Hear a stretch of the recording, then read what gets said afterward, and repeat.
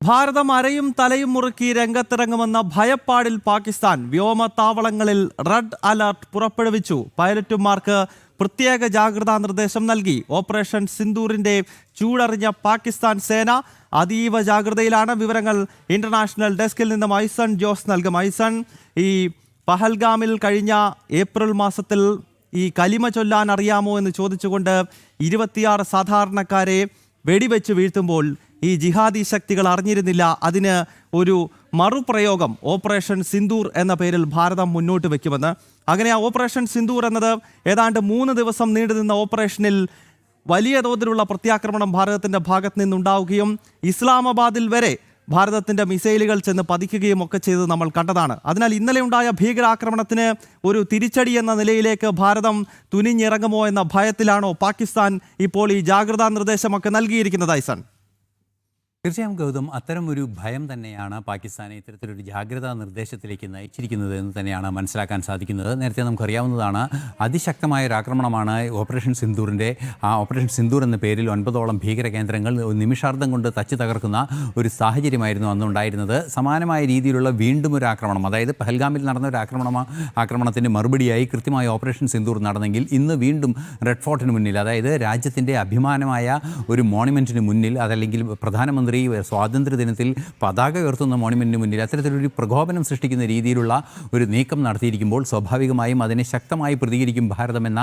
ഒരു ഭയം തന്നെയാണ് അവർക്കുള്ളത് എന്നതൊരു യാഥാർത്ഥ്യമാണ്. 2 വിമാനത്താവളങ്ങൾ അവരുടെ തകർത്തതായും റൺവേകൾ പൂർണ്ണമായും തകർത്തതായും വ്യോമസേന മേധാവി തന്നെ അറിയിക്കുന്ന ഒരു സാഹചര്യമുണ്ടായിരുന്നു ഓപ്പറേഷൻ സിന്ദൂറിന് ശേഷമുണ്ടായ ഒരു വാർത്താ സമ്മേളനത്തിൽ. അതുപോലെ തന്നെ വിവിധങ്ങളായ വാർത്താ സമ്മേളനങ്ങളിലെല്ലാം തന്നെ പാകിസ്ഥാനിൽ വരുത്തിയ ആഘാതം, അതായത് ഓപ്പറേഷൻ സിന്ദൂർ പാകിസ്ഥാനിൽ ഉണ്ടാക്കിയ ആഘാതം സംബന്ധിച്ച് വലിയ രീതിയിലുള്ള കൃത്യമാർന്ന റിപ്പോർട്ടുകളെല്ലാം തന്നെ പുറത്തു വരികയും ചെയ്തിരുന്നു. ഈ ഒരു പശ്ചാത്തലത്തിലാണ് വീണ്ടും ഒരു ഭീകര ആക്രമണം നടന്നിരിക്കുകയും ആ ഭീകരാക്രമണത്തിൻ്റെ പശ്ചാത്തലം പരിശോധിക്കുമ്പോൾ സ്വാഭാവികമായും അത് പാകിസ്ഥാനിലേക്ക് നീളുകയും ചെയ്യുന്ന ഒരു സാധ്യതയുണ്ടാകുന്നത്. നമുക്കറിയാവുന്നതാണ്, നേരത്തെ പറഞ്ഞതുപോലെ വലിയ തോതിൽ അമോണിയം നൈട്രേറ്റ് പിടിച്ചെടുക്കുന്ന സാഹചര്യം ഉണ്ടാകുന്നു. അത്തരത്തിൽ വലിയ രീതിയിലൊരു ഓർഗനൈസ്ഡായ ഒരു അതിർത്തി കടന്നുള്ള ഒരു ഭീകര പ്രവർത്തനം നടന്നതിൻ്റെ ഒരു സൂചന തന്നെ കൃത്യമായി ലഭ്യമാകുന്ന ഒരു സാഹചര്യത്തിലാണ് ഈ ഒരു നീക്കം നടന്നിരിക്കുന്നത്. മാത്രമല്ല പല ഇവൻറ്റുകളും നിർണായകമായ ചില സാഹചര്യങ്ങളിലൂടെ ഭാരതം കടന്നു പോകാനിരിക്കുന്ന, അല്ലെങ്കിൽ അത്തരത്തിലുള്ള ചരിത്രപ്രധാനമായ ദിവസങ്ങളിലൂടെ കടന്നു പോകാനിരിക്കുന്ന ഒരു സാഹചര്യത്തിൽ അത്തരമൊരു നീക്കം നടത്തുക എന്ന ലക്ഷ്യം തന്നെയായിരുന്നു ഉണ്ടായിരുന്നത്. അതിന് പിന്നിൽ തീർച്ചയായും പാകിസ്ഥാൻ പ്രവർത്തിച്ചിട്ടുണ്ട് എന്ന സൂചന രഹസ്യാന്വേഷണ വിഭാഗങ്ങൾക്കൊക്കെ ലഭിക്കുകയും ചെയ്ത പശ്ചാത്തലത്തിലാണ് ഇപ്പോൾ റെഡ് അലർട്ട് പ്രഖ്യാപിച്ചിരിക്കുന്നത്. നമുക്കറിയാവുന്നതാണ്, ഈ വ്യോമത്താവളങ്ങളും അതുപോലെ തന്നെ വ്യോമത്താവളങ്ങളുടെ പരിസര മേഖലകളിലെല്ലാം തന്നെ കൃത്യമായ നിരീക്ഷണവും കൃത്യമായ റെഡ് അലർട്ടും പ്രഖ്യാപിച്ചിരിക്കുകയാണ്. സൈന്യവും അതുപോലെ തന്നെ നാവികസേനയും ജാഗ്രതയിലായിരിക്കുന്നു എന്നാണ് മനസ്സിലാക്കാൻ സാധിക്കുന്നത്. തീർച്ചയായും ഇതിൽ നിന്ന് തന്നെ നമുക്ക് മനസ്സിലാക്കാൻ സാധിക്കുന്നത്, ഈ ആക്രമണത്തിന് പിന്നിൽ, അതായത് റെഡ് ഫോർട്ടിന് മുന്നിൽ ഇന്നലെ നടന്ന ആ ഭീകരാക്രമണത്തിന് പിന്നിൽ കൃത്യമായ ഒരു ആസൂത്രണം പാകിസ്ഥാൻ്റെ ഭാഗത്തു നിന്നുണ്ടായിട്ടുണ്ട്. ആ ആസൂത്രണം നടന്നതിൻ്റെ തന്നെ പശ്ചാത്തലത്തിലാണ് ഇത്തരമൊരു നീക്കത്തിലേക്ക് പാകിസ്ഥാനെ പ്രേരിപ്പിക്കുന്നതെന്ന് തന്നെയാണ്. തീർച്ചയായും ഭാരതത്തിൻ്റെ അടുത്തൊരു സൈനിക നീക്കം, അതിശക്തമായൊരു സൈനിക നീക്കം ഉണ്ടാവുകയാണെങ്കിൽ, ഈ ഭീകര കേന്ദ്രങ്ങളെ തച്ചു തകർക്കാനുള്ളൊരു നീക്കം കൂടി ഉണ്ടാവുകയാണെങ്കിൽ ഒരു പരിധിവരെ പാകിസ്ഥാനെ നിലനിൽപ്പില്ലാത്തൊരു സാഹചര്യത്തിലേക്ക് കാര്യങ്ങൾ പോകുന്ന ഒരു അവസ്ഥയുണ്ടാകും. മാത്രമല്ല പാകിസ്ഥാനെ സംബന്ധിച്ചിടത്തോളം ഒരു സുരക്ഷിതമായൊരു താവളം അല്ലെങ്കിൽ മറ്റൊരു സഹായം നേടാവുന്ന ഒരു സാഹചര്യം ഒന്നും തന്നെ നിലവിലില്ലാത്തൊരു പശ്ചാത്തലം കൂടിയുണ്ട്. അത്തരത്തിൽ വിവിധങ്ങളായ പ്രശ്നങ്ങൾ ഒരേ സമയം നേരിടുന്നൊരു സാഹചര്യത്തിൽ കൂടിയാണ് ഈ ഭീകരാക്രമണങ്ങൾക്ക് ഒരു വശത്തു കൂടി പിന്തുണ നൽകുകയും അതിൻ്റെ ആഘാതം ഭയന്ന് മറ്റു രീതിയിലുള്ള പ്രതിരോധ സംവിധാനങ്ങൾ തീർക്കുകയും ഇത്തരത്തിലുള്ള റെഡ് അലർട്ട് പോലുള്ള സുരക്ഷാ മാനദണ്ഡങ്ങൾ സ്വീകരിക്കുകയും ചെയ്യേണ്ട ഒരു പ്രത്യേക അവസ്ഥയിലാണ് പാകിസ്ഥാൻ എത്തിയിരിക്കുന്നത്. ഈ സൂചനയിൽ നിന്ന് തന്നെ, അതായത് സൈന്യത്തിൻ്റെയും വ്യോമ നാവികസേനകളുടെയും എല്ലാം തന്നെ ഈ റെഡ് അലർട്ട് അല്ലെങ്കിൽ അതീവ ജാഗ്രതാ നിർദ്ദേശം ലഭിക്കുന്നതും ജാഗരൂകരായ അവരുടെ നീക്കങ്ങൾ നടത്തുന്നതും ഈ ഭീകരാക്രമണത്തിലും അല്ലെങ്കിൽ ഇതിന് പിന്നിൽ ആസൂത്രണത്തിലും കൃത്യമായ പാകിസ്ഥാൻ്റെ പങ്കുണ്ട് എന്ന് തന്നെ സൂചന നൽകുന്നതാണ്. അത്തരം ചില സൂചനകൾ ഭാരതത്തിൻ്റെ രഹസ്യാന്വേഷണ വിഭാഗങ്ങൾക്കും മിലിറ്ററി ഇൻ്റലിജൻസിനും ലഭിച്ചിട്ടുണ്ടെന്നും അത്തരം വിവരങ്ങൾ കൃത്യമായി കൈമാറ്റം ചെയ്യപ്പെട്ടിരിക്കുന്നു. തുടർ നടപടികളിലേക്ക് നീങ്ങാനുള്ള സാധ്യത തള്ളിക്കളയാനാവില്ല. അതിൻ്റെ രാഷ്ട്രീയമായ ഓപ്പറേഷൻ സിന്ദൂർ അവസാനിച്ചിട്ടില്ല എന്ന് പ്രധാനമന്ത്രി നരേന്ദ്രമോദിയും കേന്ദ്ര ആഭ്യന്തരമന്ത്രി അമിത്ഷായും പ്രതിരോധ മന്ത്രി രാജ്നാഥ് സിംഗും ഒക്കെ പലതവണ വ്യക്തമാക്കി കഴിഞ്ഞിട്ടുള്ളതാണല്ലോ. ഓപ്പറേഷൻ സിന്ദൂറിന്റെ ആദ്യഘട്ടം മാത്രമാണ് പഹൽഗാമിന് തിരിച്ചടി എന്ന നിലയിൽ നമ്മൾ നടത്തിയിട്ടുള്ള ഓപ്പറേഷൻ POJKയിലും അതോടൊപ്പം തന്നെ പഞ്ചാബ് പ്രവിശ്യയിലെ ബഹാവൽപൂരിലുമൊക്കെ ഭാരതത്തിന്റെ പ്രത്യാക്രമണം നടന്നിരുന്നു.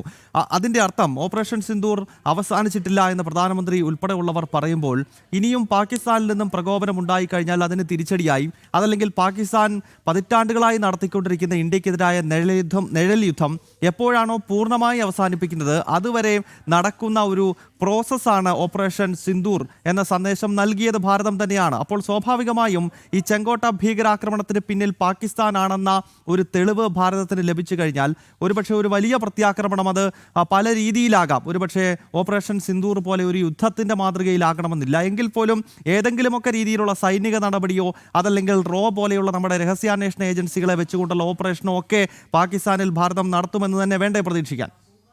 തീർച്ചയായും ഭാരതത്തിൻ്റെ സുരക്ഷിതത്വത്തിൽ വിട്ടുവീഴ്ചയില്ല എന്ന നിലപാട് ആഭ്യന്തരമന്ത്രി, പ്രതിരോധ മന്ത്രി, അതുപോലെ തന്നെ പ്രധാനമന്ത്രി തന്നെയും കൃത്യമായി പലതവണ പല ഘട്ടങ്ങളിൽ പറയുന്ന ഒരു സാഹചര്യമുണ്ടായിരുന്നു.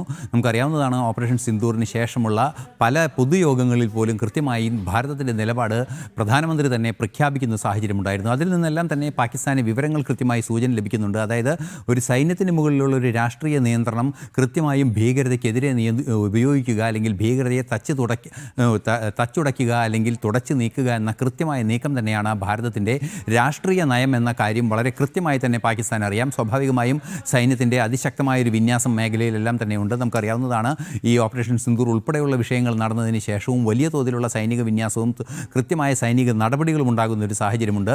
നേരത്തെ നമ്മൾ സൂചിപ്പിച്ചതുപോലെ, നേരത്തെ ഗൗതം തന്നെ സൂചിപ്പിച്ചതുപോലെ, ഈ മുന്നറിയിപ്പ്, അതായത് ഓപ്പറേഷൻ സിന്ദൂർ അവസാനിക്കുന്നില്ല എന്ന് പ്രധാനമന്ത്രി തന്നെ പലതവണ പറയുന്നതിൽ അർത്ഥം വരുന്നത് ഓപ്പറേഷൻ സിന്ദൂർ അവസാനിക്കുന്നത് പാകിസ്ഥാൻ്റെ ഭാഗത്തു നിന്നുള്ള അതിർത്തി കടന്നുള്ള ഭീകരത എന്ന് അവസാനിക്കുന്നുവോ അന്ന് മാത്രമാണ്. സ്വാഭാവികമായും ഇന്നും വീണ്ടും അതിർത്തി കടന്നുള്ള ഒരു ഭീകരാക്രമണം പാകിസ്ഥാൻ ഇന്നലെയും നടത്തി എന്നതാണ് ഇപ്പോൾ നമുക്ക് ലഭ്യമാകുന്ന തെളിവുകളിൽ നിന്നും ഒരു നിഗമനത്തിലെത്തിയിരിക്കുന്നത്. അതുകൊണ്ട് തന്നെ തീർച്ചയായും ഒരു തിരിച്ചടി പ്രതീക്ഷിക്കുന്നുണ്ട്. ഒരു പക്ഷേ നമുക്ക് മനസ്സിലാക്കാൻ സാധിക്കുന്നത് ഈ വൻതോതിൽ, നമുക്കറിയാവുന്നതാണ്, ഇക്കഴിഞ്ഞ ദിവസമാണ് വൻതോതിൽ അമോണിയം നൈട്രേറ്റ് പിടിച്ചെടുക്കുന്ന ഒരു സാഹചര്യമുണ്ടായത്. ഈ അമോണിയം നൈട്രേറ്റ് എത്തിച്ചത് കൃത്യമായും പാകിസ്ഥാനിൽ നിന്നും ഒരു കൃത്യമായ ചാനൽ വഴിയാണ് ഈ അതിർത്തി കടത്തി കൊണ്ടുവന്നിരിക്കുന്നത് എന്ന ഒരു സൂചന, ഏതെങ്കിലും കൃത്യമായ വിവരങ്ങൾ കൃത്യമായി ലഭ്യമാകുക, അല്ലെങ്കിൽ ഏത് രീതിയിലാണോ ഇത് എത്തിയത് എന്ന് സംബന്ധിച്ചുള്ള കൃത്യമായ നിരീക്ഷണങ്ങളിലേക്ക് എത്തുകയും ചെയ്തൊരു സാഹചര്യം ഉണ്ടാകും എന്ന് തന്നെയാണ് മനസ്സിലാക്കുന്നത്. സ്വാഭാവികമായും അത് പാകിസ്ഥാനുമായി നേരിട്ട് ലിങ്ക് ചെയ്യുന്ന ഒരു തെളിവിലേക്കോ അല്ലെങ്കിൽ സൂചനയിലേക്കോ പോവുകയാണെങ്കിൽ വിട്ടുവീഴ്ചയില്ലാത്ത നടപടി ഭാരതത്തിന്റെ ഭാഗത്തു നിന്നുണ്ടാവുകയും. ഭാരതത്തിന്റെ പരമാധികാരത്തെ ചോദ്യം ചെയ്താൽ അത് പാകിസ്ഥാനാണെങ്കിലും ചൈനയാണെങ്കിലും കനത്ത തിരിച്ചടി ഈ രാഷ്ട്രം നൽകും എന്ന്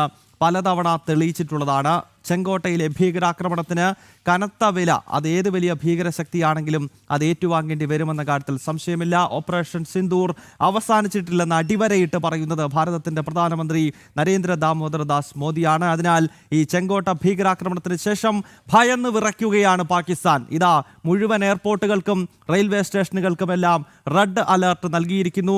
കനത്ത ജാഗ്രതാ നിർദ്ദേശം സൈന്യത്തിന് നൽകിയിരിക്കുകയാണ് പാകിസ്ഥാന്റെ ഭരണകൂടം. അതായത് ഭാരതത്തിന്റെ തിരിച്ചടി ഒരുപക്ഷെ പാകിസ്ഥാൻ മുന്നിൽ കാണുകയാണ് എന്ന് വേണം മനസ്സിലാക്കാൻ. ഐസൺ ജോസ് ആണ് ഈ വളരെ പ്രധാനപ്പെട്ട വാർത്തയുടെ വിശദാംശങ്ങൾ പങ്കുവച്ചത്.